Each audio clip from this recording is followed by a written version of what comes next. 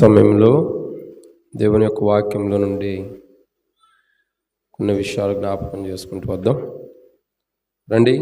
సమయంలో మరి బాప్తిస్మముల కొరకై సిద్ధపడి ఉండాలి కాబట్టి అసలు యాక్చువల్లీ ఈ టైం కల్లా బాప్తిసాలు అయిపోవాలి. ఈ టైం కల్లా బాప్తిసాలు అయిపోతే అప్పుడు ఆరాధన టేబుల్ వర్తమానానికి మనకెంతో చక్కగా సరిపోతూ ఉండేది. కాబట్టి ఇప్పుడు మనం ఏంటంటే లేట్ అయిపోయాం. ఏమయ్యాం? లేట్ అయ్యాం. అయినను ప్రభు కృపను బట్టి ప్రభు దాని దయా సంకల్పం చొప్పున మనకు సిద్ధపరచున్నట్లు మనము కొన్ని విషయాలు మాత్రమే జ్ఞాపకం చేసుకుంటాం. సరే, ఈ సమయంలో దేవుని యొక్క వాక్యాన్ని చూద్దాం రండి. యోహాను సువార్త 5వ అధ్యాయం. యోహాను సువార్త 5వ అధ్యాయము తగ్గించము. యోహాను సువార్త 5వ అధ్యాయము 24వ వచనాన్ని అందరం కలిసి చదువుదాం.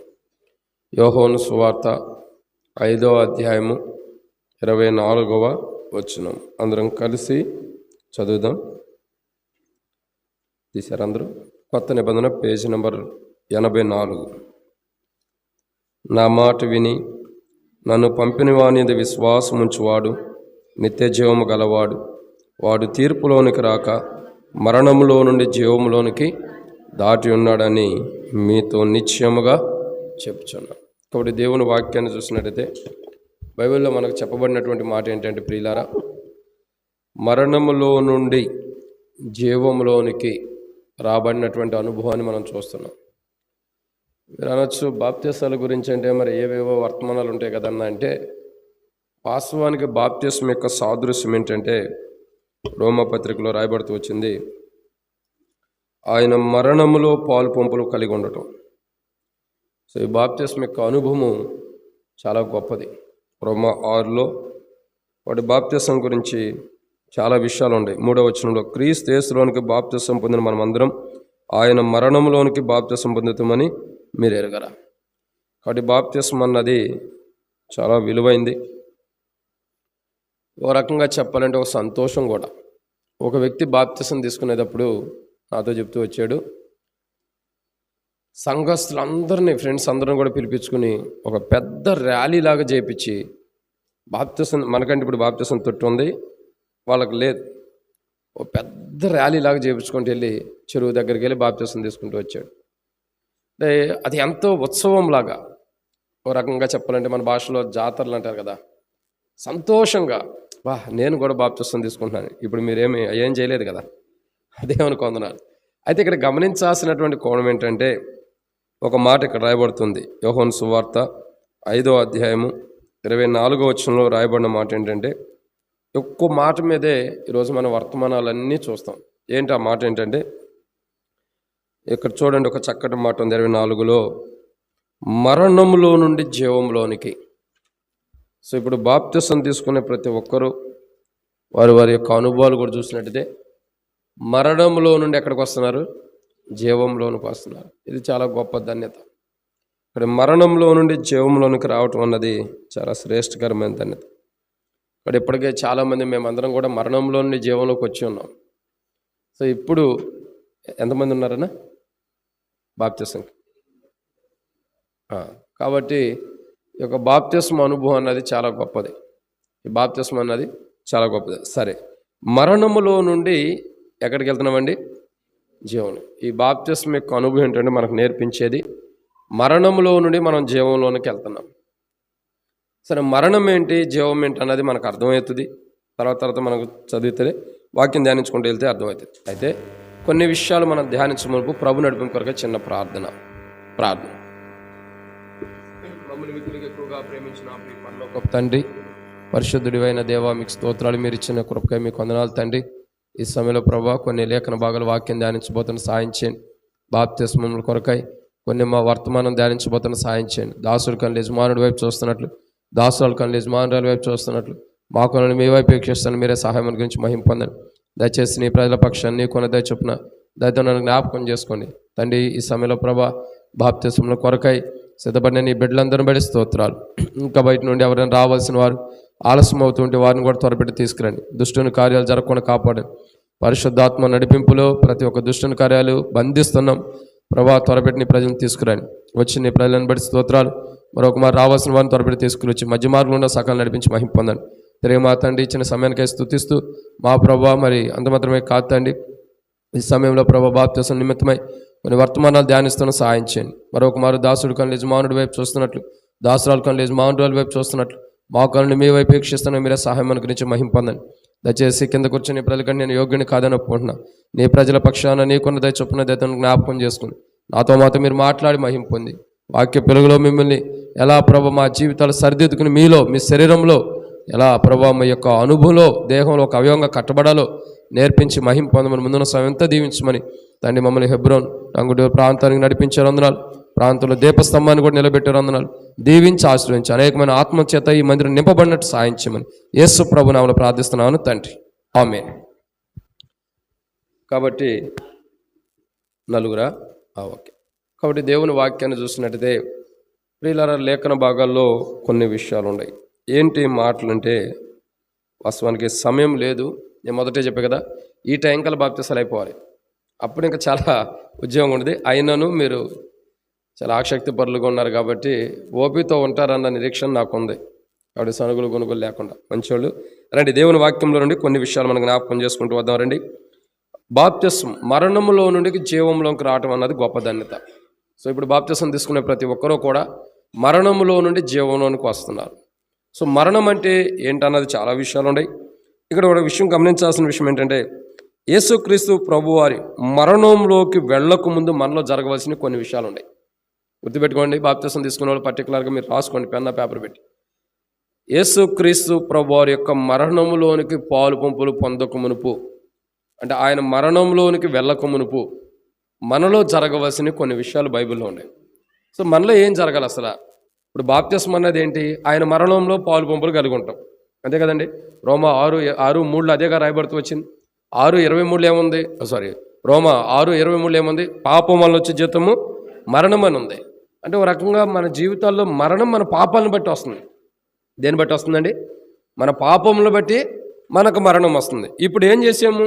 పాపములు బట్టి వచ్చే మరణములో నుండి జీవంలోనికి దాటించబడుతున్నాం. అది యోహాను సువార్త 5:24 రాయబడుతూ వచ్చింది.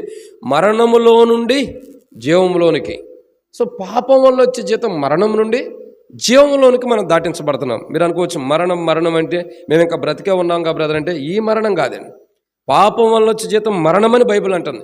ఆ మరణములో నుండి, ఆ పాపం అనే మరణములో నుండి, ఆ పాపం ద్వారా వచ్చే మరణములో నుండి ఇప్పుడు మనం జీవంలోనికి దాటించబడుతున్నాం. అయితే ఇక్కడ గమనించాలి, యేసుక్రీస్తు ప్రభువారి యొక్క మరణములోనికి మనం పాలు పంపులు పొందబోతున్నాం. ఆయన మరణంలో పాలు పంపులు మనం పొందక మునుపు ఒక మాటలో చెప్పాలంటే మనలో జరగవలసినవి ఏంటి? మొట్టమొదటిగా రండి, యెషయా గ్రంథము 54:5 చదవగలిగేవారు ఉంటే స్పీడ్గా చదవండి. యెషయా గ్రంథం 54:5.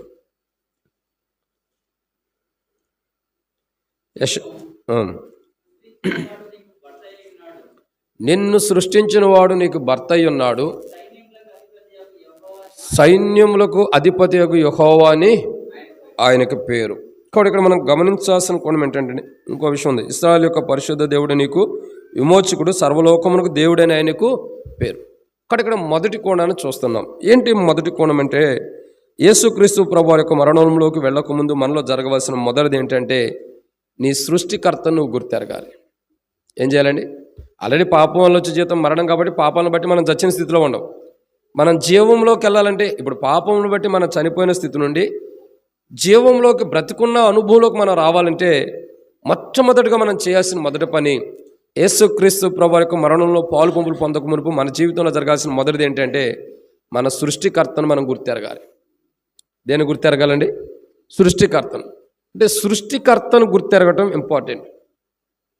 ప్రజలందరూ ఏమి గుర్తెరుగుతున్నారంటే సృష్టిని గుర్తెరుగుతున్నారు. సృష్టి ఎలా ఉందో తెలుసుకుంటున్నారు. సృష్టి ఎలా చేయబడిందో, ఎలా ఉందో, ఎంత సౌందర్యంగా ఉందో, ఎంత అందంగా ఉందో, ఎంత రూపంగా ఉందో, చూడటానికి ఎంత చూడముచ్చటగా ఉందో సృష్టిని ప్రజలు చూస్తున్నారు. కానీ సృష్టి యొక్క ఎక్కడ సృష్టి బాగుంది, ఎక్కడికి వెళ్తే బాగుందని సృష్టిని చూసి తెలుసుకుంటున్నారే తప్ప దాన్ని సృష్టించిన సృష్టికర్తను ప్రజలు తెలుసుకోవట్ల. దీని అర్థభావం కూడా మనం అర్థం చేసుకుంటే, మనుష్యుడు తన జీవితంలో తను సృష్టించిన సృష్టికర్తను మానవుడు ఎరగాలి. అందుకే ఆది కాండంలో రాయబడుతూ వచ్చింది, 1వ అధ్యాయంలో కానీ 2వ అధ్యాయంలో కానీ, దేవుడు మానవుని మట్టి నుండి తీసి వానిలో జీవాత్మగా నరుడు జీవాత్మ అని 2వ అధ్యాయంలో రాయబడుతూ వచ్చింది. 1వ అధ్యాయంలో మన పోలిక చొప్పున మన స్వరూపంలో అని రాయబడుతూ, తన పోలిక చొప్పున తన స్వరూపంలో సృజించనని ఆది కాండం 1వ అధ్యాయం 26-27 వచనాల్లో రాయబడుతూ వచ్చింది. అంటే తన పోలికలో. ఇప్పుడు మనం గమనించాల్సిన విషయం ఏంటి? మనల్ని ఎవరైతే సృష్టించాడో, ఏ దేవుడైతే మనల్ని సృష్టించాడో, ఆ సృష్టికర్తను మనం ఏం చేయాలండి? ఏం చేయాలా? గుర్తెరగాలి. ఈరోజు బాప్తిసం తీసుకుంటున్నామని కాదు, ఏదో వచ్చేసేసాం బాప్తిసం తీసుకుంటున్నామని కాదు. అసలు ఫస్ట్ మనల్ని సృష్టించిన వాడు ఎవరో మనం గుర్తెరగాలి. ఆయన ఎలాంటి వాడో గుర్తెరగాలి. మనల్ని సృష్టించిన వాడు దేవుడు.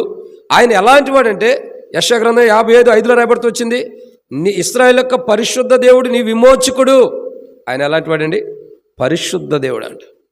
సో పరిశుద్ధత కలిగిన వాడు, ఎంతో పరిశుద్ధత కలిగి ఉండటానికి, ఆ పరిశుద్ధత కలిగిన వాడు ఎంతో పరిశుద్ధత తన ప్రజలు కలిగి ఉండటానికి ఇష్టపడేవాడు.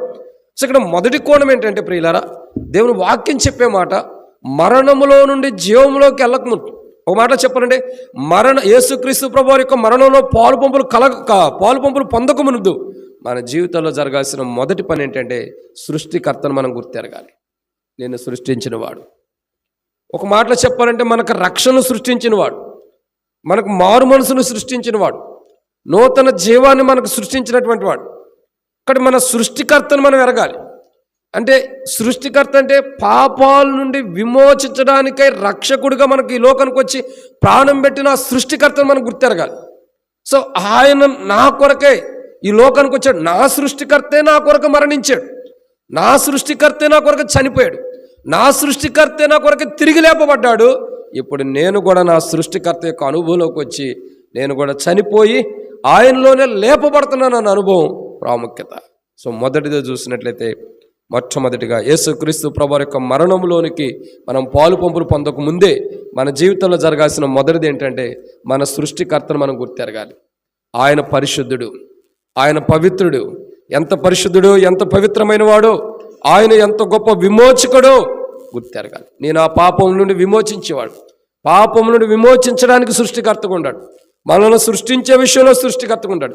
పరిశుద్ధత విషయంలో మన జీవితంలో కలుగు చేయడానికి సృష్టికర్తగా ఉంటూ వచ్చాడు. కాబట్టి ఇక్కడ గమనించాల్సిన మొదటి కోణం, మన సృష్టికర్తను మనం గుర్తెరగాలి. మనల్ని సృష్టించిన వాడు. ఇప్పుడు చెప్పండి, రక్షణకు సృష్టికర్త ఎవరు? రక్షణకు సృష్టికర్త అంటే రక్షణని అనుమతించిన వారు ఎవరు? దేవుడే. ఆయన ఎవరు? మన కొరకే కలువరిశిలో ప్రాణం పెట్టి చనిపోయి తిరిగి లేచిన యేసు ప్రభువు. మరి ఆయన గుర్తెరిగామా? చెప్పండి, ఆయన గుర్తెరిగామా? ఫస్ట్ ఆఫ్ ఆల్ బాప్తిసం తీసుకున్న వాళ్ళు చెప్పాలి, లేదా బాప్తిసం తీసుకున్న వాళ్ళన్నా చెప్పాలి. ఆ సృష్టికర్తను మనం గుర్తెరగాలి. ఆయన గుర్తెరగకపోతే ఉపయోగం లేదు. ఆయన అంటాడు, నా యందు విశ్వాసం ఉంచేవాడు. ఇక్కడ ఆయన యందు విశ్వాసం ఉంచడం, మరి అన్నటికీ చనిపోడేనే అని అంటున్నాడు. అంటే భౌతికంగా మనం చనిపోయిన అనుభవం ఉండ, ఆత్మ సంబంధమైన విధానం మనం చనిపోం.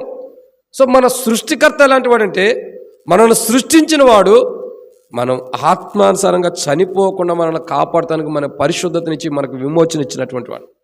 సో మొట్టమొదటిగా మన సృష్టికర్తను మనం గుర్తెరగాలి. రెండవ మాట చూద్దామా రండి. దేవుని వాక్యాన్ని చూసినట్టే రెండవ విషయం, లూకా సువార్త 23:40. రెండవదిగా యేసుక్రీస్తు ప్రభువారి మరణంలోనికి యేసుక్రీస్తు ప్రభువారి యొక్క మరణంలోనికి మనం వెళ్ళక ముందు మనలో జరగవలసిన రెండోది, మొట్టమొదటిగా మన సృష్టికర్తను మనం గుర్తెరగాలి. అంటే మన రక్షకుడిని మనం గుర్తెరగాలి, మన విమోచకుని, మన పరిశుద్ధిని మనం గుర్తెరగాలి. ఆయన ఎంత పరిశుద్ధుడో, ఎంత గొప్ప రక్షణ ఇచ్చేవాడో, ఎన్ని గొప్ప భయంకరమైన పరిస్థితి నుంచి విమోచన ఇస్తున్నాడో అది గుర్తెరగాలి. రెండవ విషయాన్ని చూసినట్టయితే ఇక్కడ రాయబడిన రెండవ కోణాన్ని చూస్తున్నాం. లూకా సువార్త 23:40. లూకా సువార్త 23:40.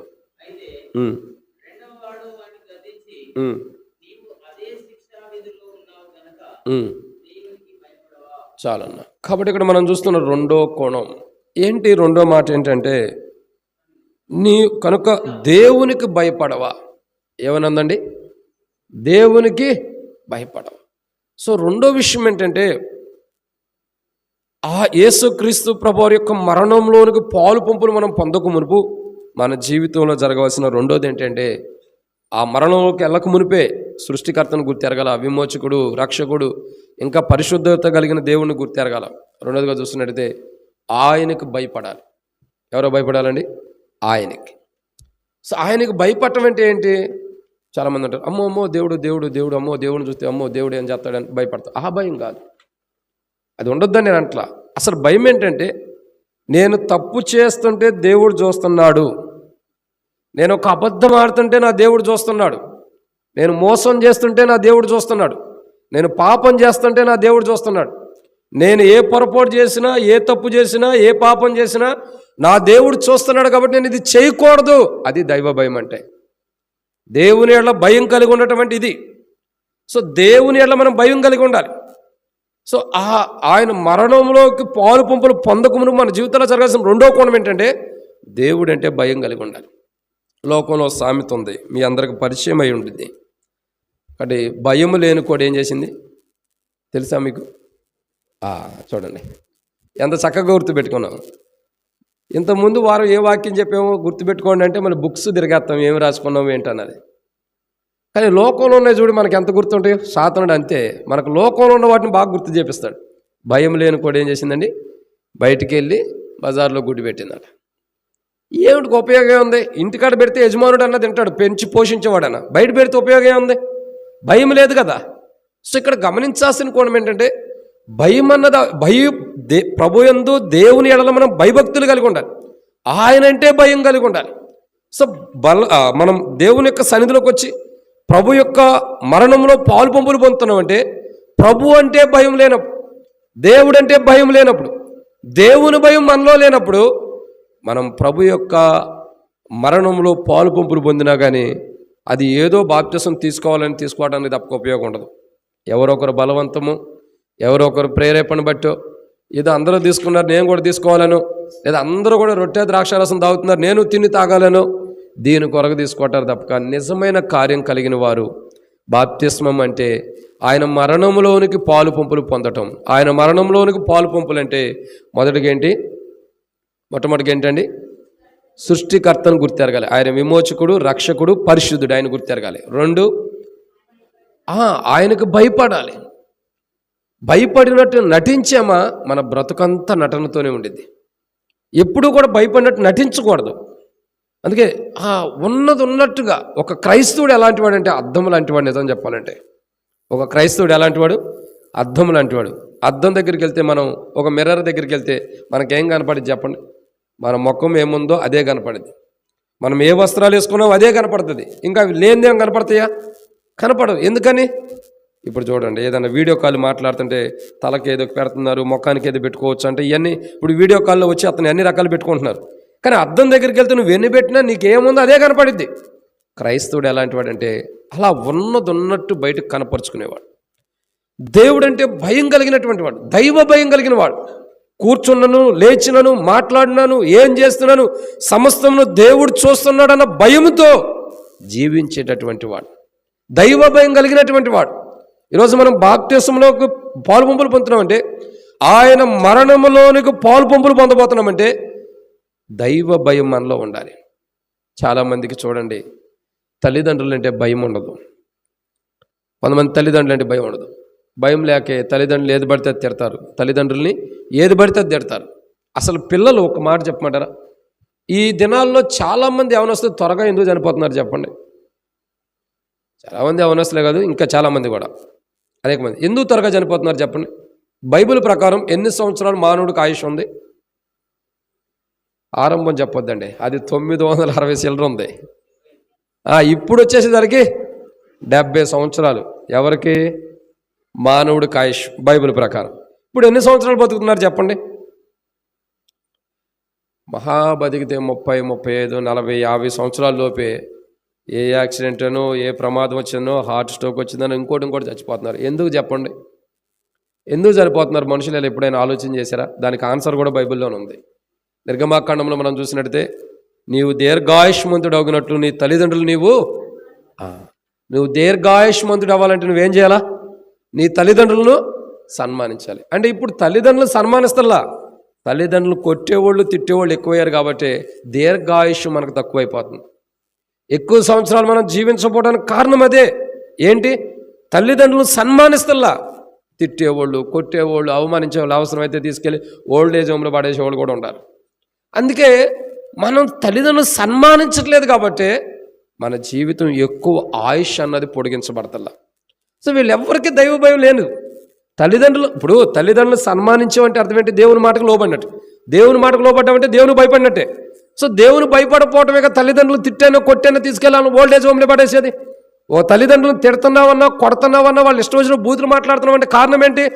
దేవుడు చెప్పిన మా ఆజ్ఞకి నువ్వు విరోధంగా ఉండవు. ఏమని రాయబడుతూ వచ్చింది? నువ్వు దీర్ఘాయుష్మంతుడు అగినట్లు నీ తల్లిదండ్రులు సన్మానించుము. సో ఆ సన్మానింపు మనకు లేదంటే దేవుని భయం మనలో లేదు.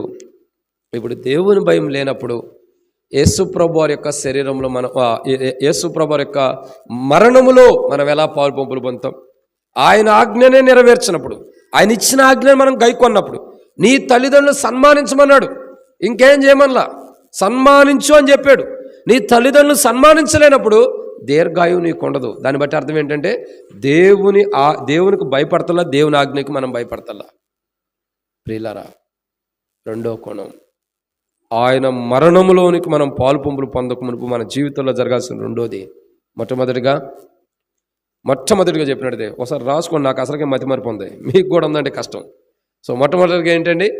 ఆయన మరణములోనికి పాలు పంపులు పొందక మునుపు మన జీవితంలో జరగాల్సిన మొదటిది సృష్టికర్తని గుర్తెరగాలి. రెండు, ఆయన అంటే భయం కలిగి ఉండాలి. ఆయన అంటే భయం కలిగి ఉండాలి. ఆయన ఆజ్ఞలన్నా, ఆయన చెప్పిన మాటలన్నా, ఆయన లేఖన భాగాలంటే కూడా భయం కలిగి ఉండాలి. ఆయన ఆజ్ఞలు, ఆయన లేఖన భాగాలు, ఆయన మాటలంటే భయం లేనప్పుడు మనం బలలో పాల్గొన్న తీర్పు కొరకు. ఇదేనా మాట అండి? రెండు. మూడో విషయాన్ని చూద్దామా? చాలా విషయాలు ఉన్నాయి, రండి. ప్రసంగి గ్రంథం 11వ అధ్యాయం 9వ వచనం. ప్రసంగి గ్రంథం 11వ అధ్యాయం 9వ వచనం. ఆయన మరణంలోనికి పాలు పొందక మునుపు లేదా ఆయన మరణంలోనికి వెళ్ళక ముందు మన జీవితంలో జరగవలసిన మూడవ కోణం. రండి దేవుని వాక్యాన్ని చూస్తున్నట్టయితే ప్రసంగి గ్రంథం 11వ అధ్యాయం 9వ వచనం. ఓ బాబా చదవండి, కూర్చోబెట్టినాను సార్, కూర్చోబెట్టి చదవండి.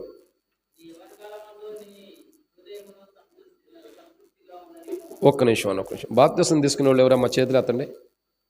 బాప్తీసం తీసుకునేవాళ్ళు. ఓకే, మీరు నలుగురన్నా?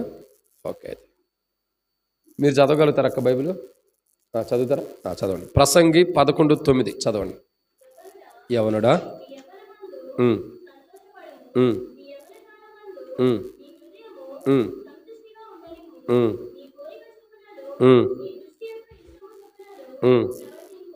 ఇక్కడ ఒక ప్రశ్న ఉందండి. ఇప్పుడు బాప్తిస్మ అన్నది అన్న చెప్పే శేఖరాన్ని చెప్పినా మేము ఇచ్చినా మా కోరిక ప్రకారం ఇస్తున్నామా, మీ కోరిక ప్రకారం తీసుకుంటున్నారా? తర్వాత ఉంది, దానికి అంతటికి ఆన్సర్ ఉంటుంది. దేన్ని బట్టి తీసుకుంటున్నాం అనేది ప్రశ్నించుకోవాలి. సరే, ఇక్కడ గమనించాల్సిన మూడో కోణం, ఆయన మరణంలోనికి మనం పాలు పంపులు పొందాలంటే మూడోదిగా మన జీవితాల్లో జరగాల్సిన మూడోది ఏంటంటే ఆయన మరణంలోనికి వెళ్ళకముందు మన జీవితాల్లో జరగాల్సిన మూడోది ఇక్కడ రాయబడుతున్నమాట. ప్రసంగి గ్రంథము 11వ అధ్యాయము 9వ వచనం ఏమని రాయబడుతూ వచ్చిందండి? మన కోరికల చొప్పున, అంటే ఏమంటాడంటే నీ కోరిక చొప్పున, అంటే మన కోరికలు ఎయ్యి నడవకూడదు. యేసు ప్రభువు వారు ఏమన్నాడు చెప్పండి? గెత్సేమనే తోటలో ప్రార్థన చేసేటప్పుడు, పరిశుద్ధుడైన తండ్రి, నా ఇష్టం కాదు నీ చిత్తమే నెరవేర్చబడును గాక, నీ చిత్తమే సిద్ధించును గాక. అంటే నా కోరిక అంటూ ఏం నెరవేరబడకూడదు, అసలు నా కోరికలు కూడా ఉండకూడదు. నాకంటూ ఏం కోరికలు లేవు. నీవు నాకు అప్పగించిన పనిని సంపూర్తి చేయటం తప్ప ఇంకే కోరిక నాకు లేదు. ఏ పని అయితే నువ్వు నాకు అప్పగించావో, ఆ పని తుదముట్టించడం తప్పక ఇంకొక కోరిక నాకు లేదని యేసు ప్రభువు అక్కడ తెలియపరుస్తున్నాడు. ఇక్కడ గమనించాల్సినటువంటి ఎన్నో మాట అండి ఇది. మూడోదిగా ఆయన మరణములోనికి పాలు పంపులు పొందకముందు మన జీవితాల్లో జరగవలసిన మూడోది, మన కోరికలన్నీ చచ్చిపోవాలి. ఇప్పుడు బాప్తిసం తీసుకునేటప్పుడు అనుకుంటాం, నేను చాలా తెల్లని వస్త్రాన్ని వేసుకోవాలి, నేను బాప్తిసం తీసుకోగానే నాకు పావురం కూడా యేసు ప్రభు మీదకి వచ్చినట్టు నా మీదకు కూడా రావాలి, ఎన్నో కోరికలు ఉంటాయి. అంటే వస్త్రాల గురించి నేను తప్పుగా అంటలేదు సుమి, జనరల్గా చెబుతున్న అర్థం కాదు. ఎన్నో కోరికలు ఉంటాయి. ఎన్ని కోరికలున్నా మన కోరికలన్నీ చచ్చిపోవాలి. బాప్తిసం తీసుకోక మునుపు, యేసు ప్రభు మరణంలోనికి మనం పాలు పంపులు పొందక మునుపు ఏం జరగాలండి? మన కోరికలన్నీ కూడా చచ్చిపోవాలి. ఏ కోరికలు మనలో ఉండటానికి లేదు. ఒక మాటలో చెప్పాలంటే మనల్ని మనం ఖాళీ చేయబడాలి. మనంతలో మనం ఖాళీ అయిపోవాలి, పూర్తిగా ఖాళీ అయిపోవాలి. ఏ కోరిక మనలో ఉండకూడదు. ఏ బాప్తిసం తీసుకుంటే మంచి పెళ్లి చేసుకోవచ్చు, బాప్తిసం తీసుకుంటే మంచిగా ఏమంటారు బలలో పాల్గొంటాము. అంటే బలలో పాల్గొనే జనరల్ పాల్గొంటుంది, దేవుని కృపే, దేవుడు ఇచ్చిన వరమే. కానీ దానికోసమను నేను కూడా ఇక్కడి నుంచి పాల్గొనొచ్చాను, కోరిక కోసం కాదు. నేను కూడా బలలో పాల్గొంటే బాప్తిసం తీసుకుంటే బలలో పాల్గొనాలని అట్లాంటి కోరికలు కాదు. ప్రభు రక్షణ కార్యం నా జీవితంలో జరిగితే బాప్తిసం తీసుకుంటే బలలో పాల్గొనొచ్చు. అంటే ఇక్కడ మన కోరికలు ఏముండే అవన్నీ చంపేయాలి. ఏ కోరికలు మనకు ఉండకూడదు. ఇక పౌలు అంటాడు, ఇక జీవించువాడు నేను కాదు, నా యందున్న క్రీస్తే. అంటే మన కోరికలన్నీ చచ్చిపోవాలి.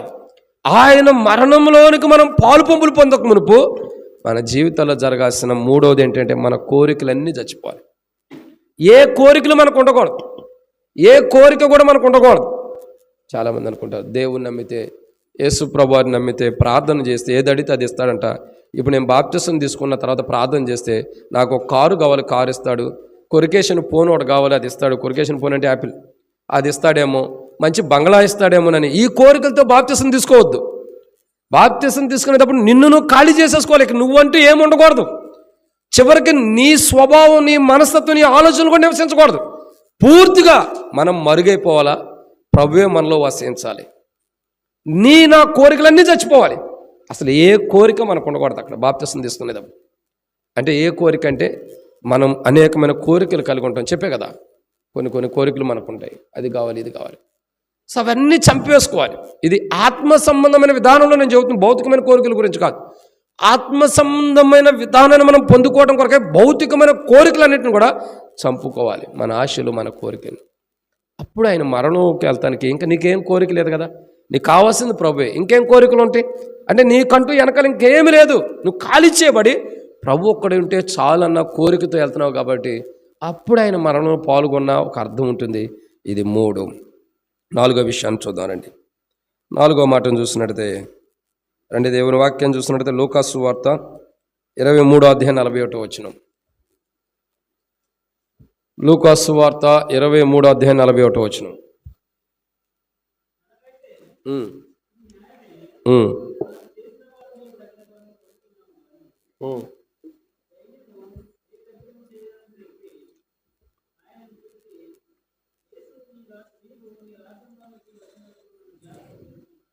సరేనా. 4వ మాట ఏంటంటే లూకాసు సువార్త 23:41 మన తప్పులన్నీ కూడా మనం తెలుసుకోవాలి.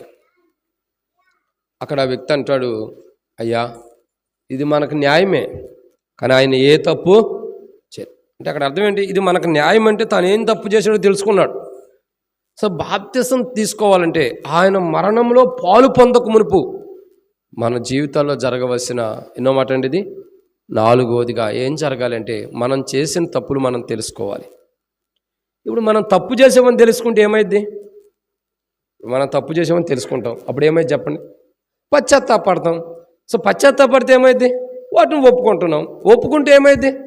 క్షమించబడతాం. అంతే కదండి. అతిక్రమంలో దాచిపెట్టేవాడు వర్ధిల్లడు, వాటిని ఒప్పుకొని విడిచిపెట్టేవాడు కనికరాన్ని పొందుతాడని బైబిల్ అంటుంది. సో మనం ఒప్పుకోవడం ద్వారా ఏం జరుగుతుంది? పశ్చాత్తాపడటం ద్వారా ఏమవుతుంది? పశ్చాత్తాపం ఎందుకు పడుతున్నాం? ఇది నేను తప్పు చేశాను, ఇది చేయకూడదు కానీ నేను తప్పు చేశాననేగా పశ్చాత్తాపం అంటే.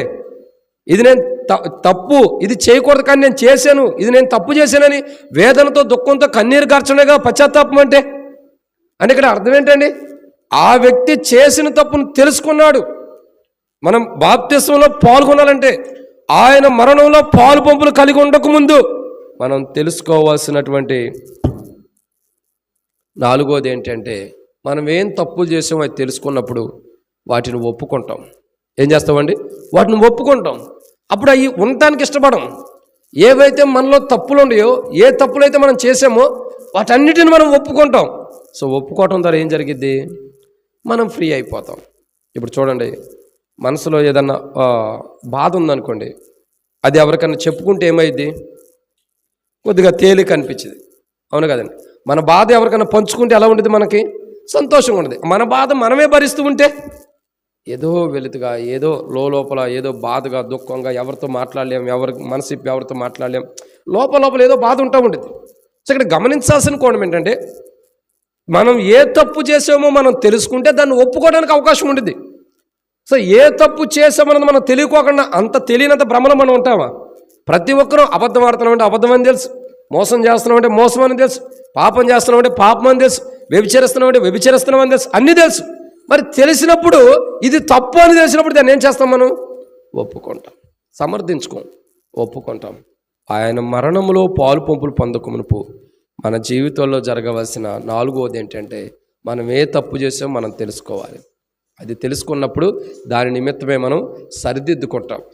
అలా సరిదిద్దుకున్నప్పుడు ఆయన మరణంలో పాల్గొనటానికి యోగ్యులుగా చేయబడతాం. ఇది ఎన్నో మాట అండి? 4. 5వ విషయాన్ని చూద్దామనండి, సమయం అయిపోతుంది. 5వ విషయాన్ని చూసినట్టే రండి. లూకాసు సువార్త 23:41. లూకాసు సువార్త 23:41.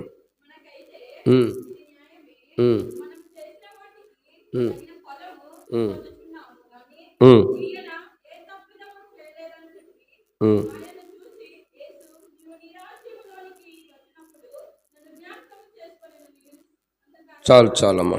కాబట్టి ఇక్కడ మనం చూస్తున్న మరొక మాట ఏంటంటే, మనం చేసిన వాటికి ప్రతిఫలం పొందుతున్నామని చెప్పాడు. ఆ దొంగ ఏమంటున్నాడండి? సిలువలో ఉన్న దొంగ, మనకైతే ఇది న్యాయమే, మనం చేసిన వాటికి తగిన ఫలమును పొందుచున్నాం. కాబట్టి ఇది తెలుసుకోవాలి. ఏం తెలుసుకోవాలా? మనం ఏ తప్పు చేస్తామో, ఏ పాపం చేస్తామో, ఏ పొరపాటు చేస్తామో దానికైతే మనకు ప్రతిఫలం ఉందనే మనం తెలుసుకోవాలి.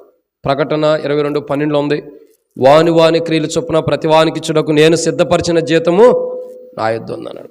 అంటే మనం చేసిన తప్పును బట్టి ప్రతిఫలం అన్నది పొందుకుంటాం, ఖచ్చితంగా పొందుకుంటాం. మంచి చేసినవాడు మంచి బహుమానం పొందుకుంటున్నాడు, చెడు చేసినవాడు చెడు జీవితం కలిగిన వాడు చెడు దాన్ని బట్టి బహుమానం పొందుతాం. ఇక్కడ గమనించాలి, ప్రతిఫలం అన్నది మనకు ఉంది. అయితే ఇప్పుడు నేను చేసిన పాపంను బట్టి నేను చనిపోతే నాకు వచ్చే ప్రతిఫలం ఏంటంటే, రోమా 6:23 మరణము. ఏ మరణం వస్తుందండి? ఆత్మక మరణం. మనం మరణం అంటే శరీరానికి సంబంధించిన మరణం అని ఆలోచన చేయొద్దు, ఆత్మక మరణం. ఇప్పుడు మీరు ఆత్మకు రాబోతున్న మరణంలో నుండి జీవంలోనికి దాటించబడుతున్నారు మీరు. ఇది భౌతికమైన మరణం గురించి ఆలోచన చేయదు. మరణంలో నుండి జీవంలోకి అంటే ఆత్మ మరణంలోనికి వెళ్ళకోకుండా జీవంలోనికి వెళ్తుందని అర్థం. సో ఈరోజు 5వ కోణం ఏంటంటే, ఆయన మరణంలో మనం పాలు పంపులు పొంది, ఆయన మరణంలో పాలు పంపులు పొందాలంటే మన జీవితంలో జరగవలసినవి ఏంటంటే, 5వదిగా ఏంటండి? 5వ మాట, మనం చేసిన వాటిని బట్టి మనకు ప్రతిఫలం ఉందని గుర్తెరగాలి. అప్పుడు మనం ఏం చేసామో దాన్ని బట్టి మనకు తీర్పు ఉందని తెలుసుకున్నప్పుడు, యోహాను సువార్త 5:24 రాయబడుతూ వచ్చింది, వాడు తీర్పులోనికి రాక, ఏమైనా రాయబడుతూ వచ్చింది? తీర్పులోనికి రాకుండా. సో అంటే మనకు తీర్పు ఉంది. మనం ఏమైతే చేసామో వాటికి ప్రతిఫలం అంటే తీర్పు ఉంది, బహుమానం ఉంది, తీర్పు కూడా ఉంది. సో మనం చేసిన ప్రతి దాన్ని బట్టి, ప్రతి పొరపాట్లు, ప్రతి పాపములు, ప్రతి అపరాధములు, ప్రతి దోషములు, ప్రతి ఆజ్ఞ అతిక్రమించినటువంటి జీవితాన్ని బట్టి మన జీవితాల్లో ఏముందండి? ప్రతిఫలం ఉంది. కానీ ఆ ప్రతిఫలం ఏంటంటే మనకు తీర్పు, అంటే మరణం. మన ఆత్మకు మరణం ఏమొస్తుందండి? ఆత్మకు మరణం. సో ఆత్మకు మరణం రాకుండా ఏం చేస్తున్నాడండి? ఆత్మకు మరణం రాకుండా తప్పించడం కొరకై యేసు ప్రభువు ఈ లోకానికి కలువరి శిలువలో ప్రాణం పెట్టి చనిపోయి తిరిగి లేచాడు ఈ లోకానికి వచ్చి. అది గుర్తెరగాలి మనం. ప్రభా, నా ఆత్మ మరణంలోకి వెళ్ళకుండా జీవంలోనికి దాటించావు, నీకు కృతజ్ఞతలు ప్రభా. ఎందుకంటే నీ వాక్యం అంటుంది, తండ్రి మేము చేసిన వాటిని బట్టి మా ప్రతిఫలం ఉంది. నేను చేసిన పాపాలు, అబద్ధాలు, మోసాలు, పాప జీవితాన్ని బట్టి నా ప్రతిఫలం ఉంది. నువ్వు చెప్తున్నావు నిజమే, కానీ ఆ ప్రతిఫలం నుండి నన్ను ప్రభా, ఆ తీర్పు అనే ప్రతిఫలం నుండి నన్ను కాపాడి ఇప్పుడు ఎక్కడికి నడిపిస్తున్నాడు చెప్పండి అక్క? జీవంలోనికి. ఇప్పుడు ఒక్కసారి ఆయన మరణంలో పాలు పంపులు పొందిన మన జీవితాల్లోకి ఇప్పుడు ఏమొస్తుంది? ఇక తీర్పు అనేటువంటి మరణం మనకు లేదు. మరి ఎక్కడుంది? ఎక్కడుందండి? జీవం. మరణములో నుండి జీవంలోనికి వెళ్ళిపోతున్నాం మనం. కాబట్టి మరికొన్ని నిమిషాల్లో మీరు మరణములో నుండి ఎక్కడికి వెళ్తున్నారు? చూడండి, ఒక మాట మీకు అర్థమయ్యేటట్టు చెప్తా. బాప్తిసం తీసుకున్న వాళ్ళకి అర్థమైద్ది. ఇప్పుడు యేసు ప్రభు వచ్చేస్తున్నాడు, మనం వెళ్ళిపోతున్నాం అంటే ఎంత సంతోషం, ఎంత ఆనందం ఉంటుంది. ఎగిరి గంతులేస్తాం. ఎన్ని రోజుల నుంచి నేను ఎదురు చూసిన ప్రభు, ఎన్ని దినముల నుంచి నేను ఆకాంక్షతో ఎదురు చూసిన ప్రభు నా కొరకై వచ్చేస్తున్నాడంటే మరొక నిమిషంలో అంటే ఎంత సంతోషం ఉంటుంది. ఇప్పుడు ఆ సంతోషం మీకు ఉంటుంది. ఇన్ని దినాలు మా ఆత్మ మరణంలోకి వెళ్తుంది, కానీ ఇప్పుడు మరికొన్ని నిమిషాలు నా ఆత్మ మరణంలో నుండి అక్క, ఓ అక్క, పెద్ద మనిషి పాపం మందిరం మొత్తం తిరుగుతున్నావు, ఊడ్చిద్దాము, చీపురు ఇవ్వండి తర్వాత. కాబట్టి మరణంలో నుండి జీవంలోనికి దాటించబడుతున్నా. ఎంత గొప్ప ధన్యత ప్రభా. నా జీవితంలో నేను చేసిన పాపాల అపరాధమును బట్టి నాకు ప్రతిఫలం ఉంది, అది తీర్పు, అది నా ఆత్మకు మరణం. కానీ ఆ మరణంలో నుండి ఈరోజు నేను యేసు ప్రభా నేను పాపినని ఒప్పుకున్న తర్వాత ఈరోజు నా జీవితం మరణంలో నుండి జీవంలోనికి దాటిస్తున్నావు. పాట కూడా ఉంది, ఆహా ఆ గడి ఎప్పుడు వచ్చును, ఆహా బోర ఎప్పుడు మ్రోగును, నేను ప్రభువుని ఎప్పుడు దర్శించదనని పాట కూడా పాడుకుంటూ వస్తాను. ఎంత గొప్ప ధన్యత. ప్రియుడా, ముగించబోతున్నా, గుర్తుపెట్టుకో, ఆయన మరణంలోనికి పాలు పంపులు పొందకునుపు. మన జీవితంలో జరగవలసిన 5వది ఏంటంటే మనకు ప్రతిఫలం ఉందని, మనం చేసిన వాటిని బట్టి మన ప్రతిఫలం ఉందని గుర్తెరగాలి. ఆ ప్రతిఫలమే తీర్పు. ఆ తీర్పులో నుంచి యేసు ప్రభు తప్పిస్తున్నాడు, ఇప్పుడు జీవంలోకి నడిపిస్తున్నాడని గుర్తెరగటమే. ఇదెన్నో మాట అండి. 5. 6వ విషయాన్ని చూద్దాం. లూకాసు 23:41.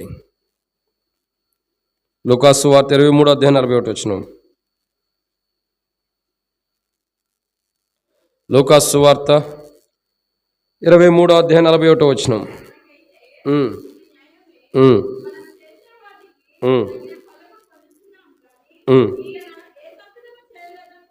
చాలు అక్క. కాబట్టి ఇక్కడ రాయబడుతూ వచ్చింది, ఈయన ఏ తప్పిదమును చేయలేదు. ఇక్కడ గుర్తుంచుకోవాలి, ఆయన మరణంలో పాలు పంపులు పొందక మునుపు మనం తెలుసుకోవాల్సిన 6వ విషయం ఏంటంటే యేసు ప్రభువారు ఏ తప్పు చేయకోకుండానే సిలువ వేయబడ్డాడు, శిక్షించబడ్డాడని మనం గుర్తెరగాలి. సో ఇప్పుడు చెప్పండి, ఒక మాట చేస్తే, మనం తప్పు చేస్తే ఏమైంది? మనకు శిక్ష వచ్చింది. మనం తప్పు చేస్తే మన తల్లిదండ్రులు ఎవరైనా శిక్షిస్తారా? మనం తప్పు చేస్తే ఎవరినైనా శిక్షిస్తారా? మనం తప్పు చేస్తే మనకే శిక్ష రావాలి. మరి యేసు ప్రభువారు ఏ తప్పు చేయకుండా, ఆయన తప్పు చేశాడా? ఏ తప్పు చేయకుండా ఆయన శిక్షించబడుతున్నాడు. ఇప్పుడు మనం గుర్తెరగాలి, ప్రభువా యేసుక్రీస్తు ప్రభువారి యొక్క మరణంలో పాలు పంపులు పొందక మునుపు మన జీవితంలో జరగాల్సిన 6వది ఏంటంటే, యేసయ్యా నాకు బదులుగా నువ్వు శిక్షించబడ్డావు. ఈ శిక్ష నాకు న్యాయమే, నాకు జరగాలి వాస్తవానికి, కానీ నాకు బదులుగా నువ్వు భరించావు, నాకు బదులుగా నువ్వు అనిపిస్తూ వచ్చావు, నాకు బదులుగా నాకు రావాల్సిన శిక్ష అంతటిని కూడా ఏ తప్పు ఏ నేరం చేయకోకుండా నీవు భరిస్తూ వచ్చావు ప్రభువా అని గుర్తెరగాలి. మనం ఆయన ఏ తప్పు చేయలేదని తెలుసుకోవాలా. ఆయన ఏ తప్పు చేయకోకుండానే మనం చేసిన తప్పుల నిమిత్తమై సిలువలో బలి అయ్యాడని మనం గుర్తెరగాలి. అప్పుడు అంటే నా కొరకే ఆయన చనిపోయాడు, నా కొరకే ఆయన మరణించాడు, నా కొరకే సిలువ వేయబడ్డాడు, నా కొరకే రక్తం కార్చాడు, నా కొరకే పంచి గాయములు పొందాడు, నా కొరకే బల్లెపోటు పొడగొడుతుంది, నా కొరకే తలకు మొల్ల కిరీటం పెట్టబడుతుంది. ఆయన చనిపోయింది, ఆయన రక్తదారులు, ఆయన పొందిన దెబ్బలు నా కొరకే అని మనం గుర్తెరగాలి. ఆ శిక్ష, ఆ దెబ్బలు, ఆగా పంచగాయాలు కానీ, రక్తం కారటం కానీ, గరుకురాల మార్గంలో బరువు సిలువను మోసుకుంటూ వెళ్ళిన అనుభవైన ఇదంతా ఎవరి కోసం? ఆ బరువు సిలువ, గరుకురాల మార్గంలో, ఆ గరుకురాల మార్గంలో సిలువ మోసుకుంటూ వెళ్తుంటే అంట కొండ మీదకి ఎక్కేటప్పుడు, సహజంగా కొండ అంటే ఎలా ఉంటుంది? ఎంత పెద్ద రాయిగా ఉంటుంది చెప్పండి, చాలా పెద్ద రాయిగా ఉంటుంది. కానీ ఆ కొండ మీదకి ఎక్కేటప్పుడు అంట ఇంత చిన్న రాళ్ళు ఉండేయంట. అది నునుపైన రాళ్ళు అంట. ఆ రాళ్ళు సహజంగా మనం ఏ బరువు ఎత్తుకోకుండా నడుచుకుంటూ వెళ్తేనే మన కాళ్ళకు గుచ్చుకుంటాయి. గుచ్చుకుంటాయి. ఈయన బరువు సిలువను మోసుకెళ్తున్నాడు. మరి ఆ రాళ్ళు ఎంతగా ఆయన పాదాలు గుచ్చుకున్నట్టు చెప్పండి. లేత మొక్క వలె పెరిగాడని యెషయా గ్రంథం 53:2 ఉంది. అతడు లేత మొక్క వలె తండ్రి ఎదుట పెరిగినవాడు. అలాంటి ప్రభు గరుకురాల మార్గంలో సూదుల వలె గుచ్చుకుంటూ, ఒక మాటలో చెప్పాలండి, సూదుల వలె గుచ్చుకుంటున్న ఆ రాళ్ల మీద గుండా మన పాపాలు భరించడం కొరకై ఆ రాళ్ల మీద గుండా నడుచుకుంటూ వెళ్ళి మన కొరకై ఏ పాపం చేయని ఆయన పాపంగా చేయబడి మనం పాపులం, కానీ మన నిమిత్తమైన పాపంగా చేయబడి శిలువ మీద ఆయన చనిపోయాడు. ఆయన పొందిన శిక్ష నా కొరకే. ఆయన ఏ తప్పు చేయాలి ఆ శిక్ష పొందడానికి కానీ, ఆ శిలువలో మరణించడానికి కానీ, ఆ శిలువలో చనిపోవడానికి ఆయన ఏ తప్పు చేయలేదు. దొంగలు అంటారు ఇది మనకు న్యాయమే, కానీ ఆయన ఏ తప్పు చేయలే. తప్పు చేసిన వాడే శిలువ ఎక్కాలి, కానీ ఆయన ఏ తప్పు చేయకుండా అని తప్పు చేసిన వాడి నిమిత్తమై శిలువనెక్కి మన మీదకి రావాల్సిన శిక్షను తప్పించి ఆయన శిక్ష పొందినవాడు ఉన్నాడు. అది మనం గుర్తెరగాలి. అది నిజమే ప్రభా, నా కొరకై నువ్వు శిక్షించబడ్డావు, నా కొరకై శిలువనెక్కావు, నా కొరకై గరుకురాలు మార్గంలో వెళ్ళి ఆ చిన్న చిన్న రాళ్ళు గుచ్చుకుంటున్నా నా కొరకై శిక్షను భరించావని గుర్తెరగాలి. నువ్వే తప్పు చేయకుండానే తప్పు చేసిన నా కొరకు శిలువలో భరించేవని, ఆ శిలువను భరించేవని గుర్తెరగాలి. అప్పుడే ఆయన మరణంలో పాలు పంపులు పొందడానికి యోగ్యం. 7వ మాట చూసి ముగిద్దారండి. కీర్తన గ్రంథం 55వ అధ్యాయం 15వ వచనం. కీర్తన గ్రంథం 55వ అధ్యాయం 15వ వచనం.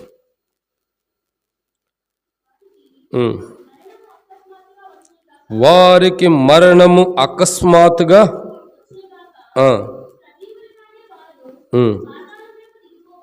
చాలక్క. దేవుని కృప మనం అట్లా వెళ్తల్లా. వాళ్ళు బ్రతికున్నప్పుడు ఎక్కడికి వెళ్తున్నారు? సజీవులుగానే. కానీ మనం అలా వెళ్తున్నామా? లేదు. ఇప్పుడు రాయబడిన మాట ఏంటంటే మరణము, చదవక్క ఇంకోసారి చదవండి. చాలు. మరణం అకస్మాత్తుగా వస్తుందంట. ఇప్పుడు మీకు తెలిసి వస్తుంది మరణం. ఇప్పుడు తెలిసి వస్తుందా లేదా? ఇప్పుడు ఒక వ్యక్తికి బైబిల్లో తెలియపరిచాడు దేవుడు, నీ టైం అయిపోయింది ఇల్లు చక్కబెట్టుకున్నాడు. ఏం చేశాడు అతడు? గోడ తట్టు తిరిగి కన్నీళ్ళు గార్చాడు. ఇప్పుడు మీరు మరణించబోతున్నందుకు ఏడుస్తారా, సంతోషిస్తారా?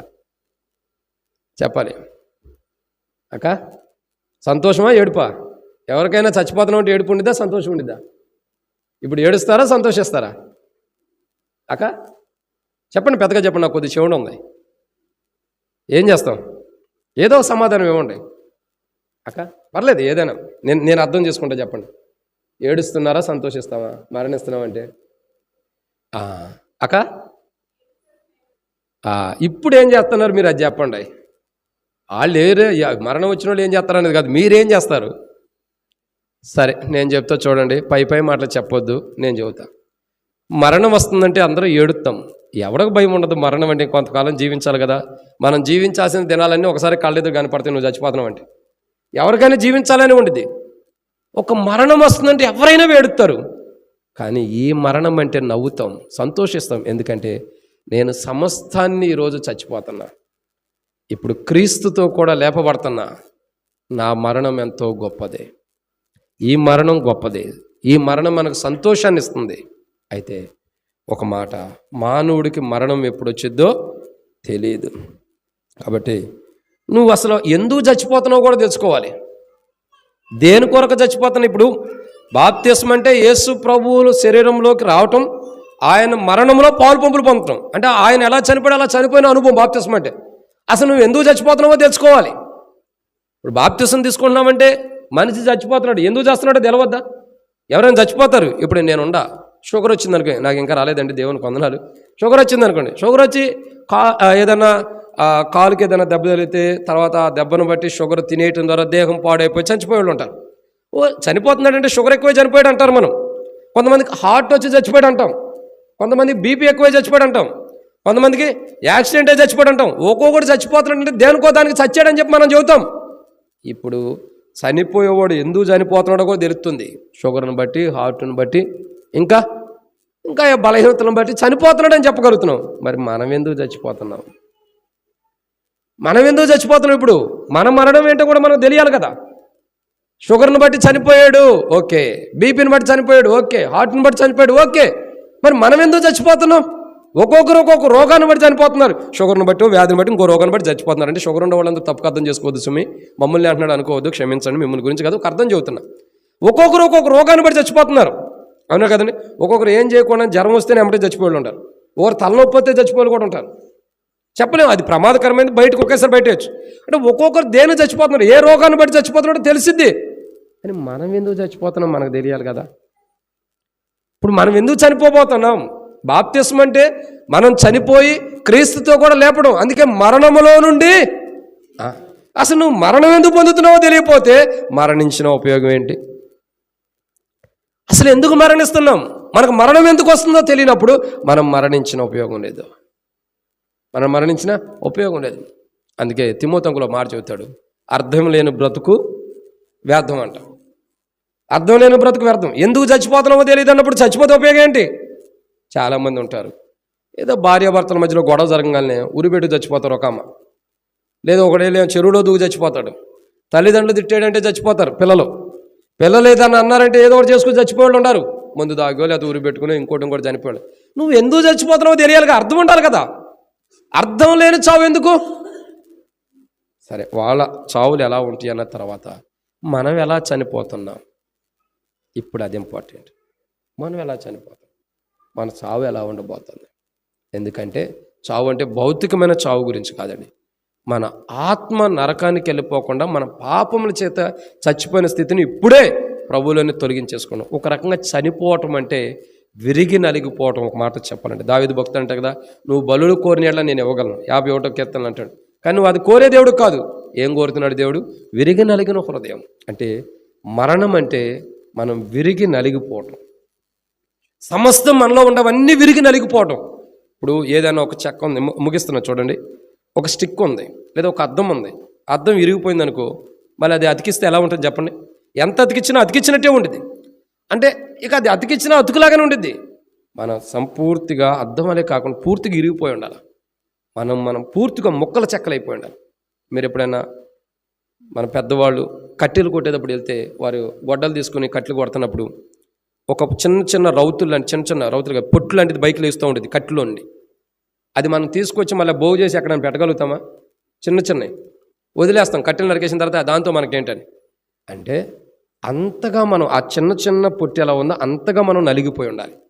బాప్తిసం తీసుకోవాలంటే అన్ని విషయాల్లో నలిగిపోయి ఉండాలి. ఇక పూర్తిగా ప్రతి విషయంలో ఎప్పుడైతే నలిగిపోతామో అప్పుడు ఖచ్చితంగా మనం ఆయన మరణంలో పాలు పంపులు పొందడానికి యోగ్యులం. ఆ మరణం గురించి మనం తెలుసుకోవాలి. యేసు ప్రభు వారి చెంప మీద కొడితే ఆయన మౌనాన్ని వహించాడు. ముఖం మీద ఉమ్మి వేస్తే మౌనాన్ని వహించాడు. తలకు ముళ్ళ కిరీటం పెట్టి ఆయన ఒత్తిన మౌనం వహించాడు. చివరికి గాయాలు చేస్తుంటే తండ్రి వీరేం చేయుచున్నారు, వీరు ఎరుగురు, వీరిని క్షమించమన్నాడు. అది మరణములో ఉన్న గొప్ప బలం. అది మనం గుర్తెరగాలి. ఆ స్వభావాన్ని ధరించుకోవాలి. అప్పుడు మరణం అంటే అన్నిటిని చనిపోయి ఉండాలి. పువ్వు అని పోస్తారు, ప్రభా నువ్వు ఉండవులే అని ఊయటం, అది మరణంలో చనిపోవటం. అంటే మరణం అంటే అది, మరణం అంటే అవి. అలాంటి అనుభవంలో క్రైస్తవుడు ఉండాలి. కాబట్టి 7 విషయాలు చెప్పండి, ఏమి గుర్తుండవు, నేను చెబుతూ చూడండి. మొట్టమొదటిగా యేసుక్రీస్తు ప్రభు వారి యొక్క మరణంలోనికి వెళ్ళకముందు మనలో జరగవలసినవి ఏంటి? మొట్టమొదటిగా ఏం జరగాల? మన సృష్టికర్తను మనం గుర్తెరగాలి. ఆయన పరిశుద్ధుడు, విమోచకుడు, రక్షకుడు. 2,